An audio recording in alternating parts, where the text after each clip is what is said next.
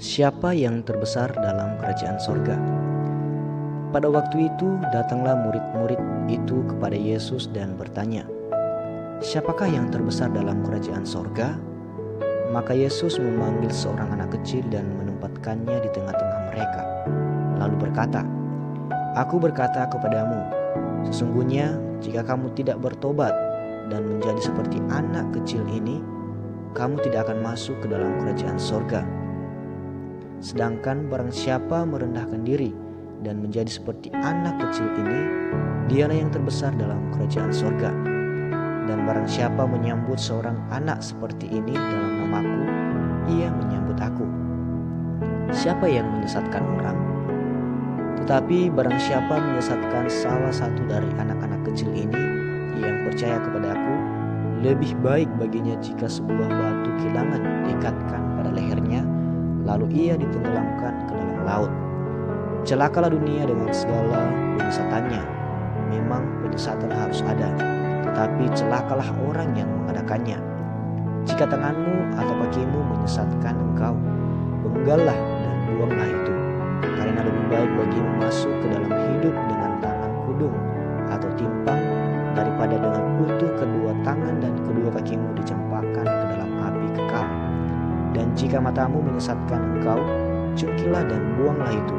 Karena lebih baik bagimu masuk ke dalam hidup dengan bermata satu, daripada dicampakkan ke dalam api neraka dengan bermata dua. Ingatlah, jangan menganggap rendah seorang dari anak-anak kecil ini. Karena aku berkata kepadamu, ada malaikat mereka di sorga yang selalu memandang wajah Bapa-Ku yang di sorga. Karena Anak Manusia datang untuk menyelamatkan yang hilang. Perumpamaan tentang domba yang hilang. Bagaimana pendapatmu?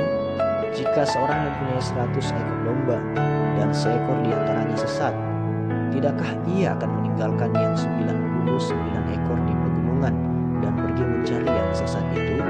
Dan aku berkata kepadamu, sesungguhnya jika ia berhasil menemukannya, lebih besar kegembiraannya atas yang seekor itu daripada atas yang 99 ekor yang tidak sesat. Demikian juga Bapamu yang di sorga tidak menghendaki supaya seorang pun dari anak-anak ini hilang. Tentang menasihati sesama saudara. Apabila saudaramu berbuat dosa, tegurlah dia di bawah 4 mata. Jika ia mendengarkan nasihatmu, engkau telah mendapatnya kembali. Jika ia tidak mendengarkan engkau, bawalah seorang atau 2 orang lagi, supaya atas keterangan 2 atau 3 orang saksi, perkara itu tidak disangsikan. Jika ia tidak mau mendengarkan mereka, sampaikanlah soalnya kepada jemaat. Dan jika ia tidak mau juga mendengarkan jemaat, pandanglah dia sebagai seorang yang tidak mengenal Allah atau seorang yang cukai.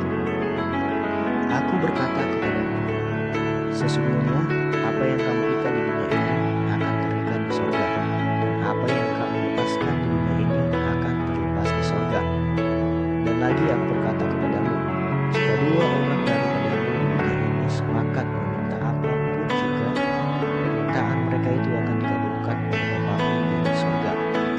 Sebab di mana 2 atau 3 orang berkumpul dalam namaku, di situ aku ada di tengah-tengah mereka. Perumpamaan tentang pengampunan. Kemudian datanglah Petrus dan berkata kepada Yesus, "Tuhan, sampai berapa kali aku harus mengampuni saudaraku jika ia berbuat dosa terhadap aku? Sampai 7 kali?" Yesus berkata kepadanya, "Bukan, aku berkata kepadamu, bukan sampai 7 kali, melainkan sampai 70 kali 7 kali. Sebab hal kerajaan sorga seumpama seorang raja yang hendak mengadakan perhitungan dengan hamba-hambanya. Setelah ia mulai mengadakan perhitungan itu, dihadapkanlah kepadanya seorang yang berhutang 10.000 talenta. Tetapi karena orang itu tidak mampu melunaskan hutangnya, raja itu memerintahkan supaya ia dijual beserta anak, istrinya, dan segala miliknya untuk membayar hutangnya. Maka sujudlah hamba itu menyembah dia dan katanya, sabarlah dahulu, segala hutangku akan kulunaskan. Lalu tergeraklah hati raja itu oleh belas kasihan akan hamba itu, sehingga ia membebaskannya dan menghapuskan hutangnya. Tetapi ketika hamba itu keluar, ia bertemu dengan seorang hamba lain yang berhutang 100 dinar kepadanya. Ia menangkap dan mencekik kawannya itu. Katanya, "Bayar hutangmu."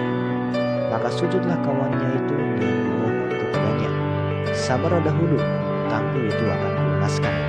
Tetapi ia menolak dan menyerahkan kawannya itu ke dalam penjara sampai dilunaskannya hutangnya. Melihat itu, kawan-kawannya yang lain sangat sedih, lalu menyampaikan segala yang terjadi kepada tuan mereka. Raja itu menyuruh memanggil orang itu dan berkata kepadanya, "Hai hamba yang jahat, seluruh hutangmu telah kuhapuskan karena engkau memohonkannya kepadaku. Bukankah engkau pun harus mengasihani kawanmu seperti aku telah mengasihani engkau?"